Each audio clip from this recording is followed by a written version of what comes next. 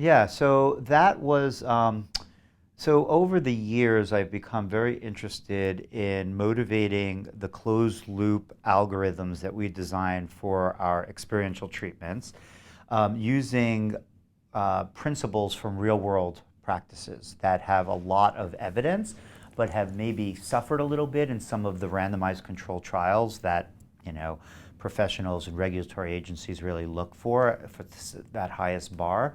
And there's lots of reasons why it's hard in many ways to do those studies on those real world practices, to control them as much as you need to. And so things like meditation and mindfulness, physical fitness, rhythm and music were all things that were very interesting to me. And we've developed games around all of those now, and they're all in various phases of study. The meditation one was designed with collaboration from a thought leader in the mindfulness space, Jack Kornfield, who's a really dear friend of mine. We've been working on this for over 5 years, and what we designed was a closed loop system that allows you to have more or less time for focused attention to your breath. So using pretty classic focused attention instructions like done in Vipassana, where you focus on your breath, you keep an awareness of where your mind is, you try to hold your focus there. If it deviates, you acknowledge that, you recognize that, and then you return without judgment your attention to your breath. Doing that practice in the real world scenario usually requires really long periods of time where you don't know how you're doing, and it's really hard for a lot of people. The sort of insight that we had with MediTrain was to start with just 10 seconds of doing that.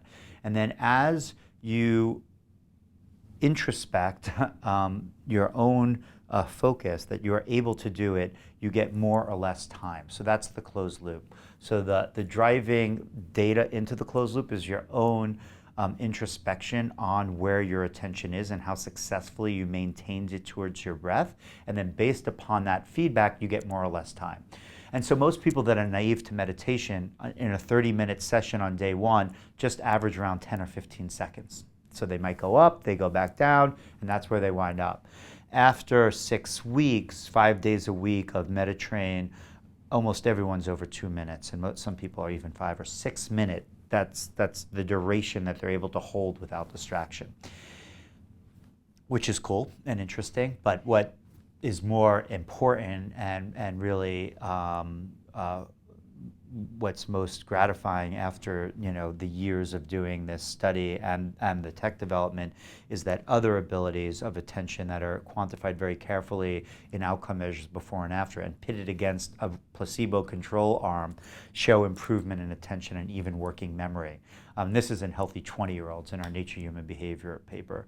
We have another paper that's in review right now of children, actually adolescents in India, who have suffered adverse life events and have attention deficits, also showing exactly the same benefits. So replicating that finding in a different population and extending it to behavioral benefits even a year later. That paper's not published yet. So we know what's in store for the world to see, so we're really excited about it. We're very happy with the paper we just published, but we know a lot more is coming. And we've completed a study of older adults that we're analyzing now as well. So to me, it's an example of how we really just harnessed a practice that's thousands of years old, but put it in a format that's really accessible, especially to young people who are very tech focused, in a way that allows them to have access to this ancient technology in a modern delivery format and shows quantitatively improvements in their attention abilities.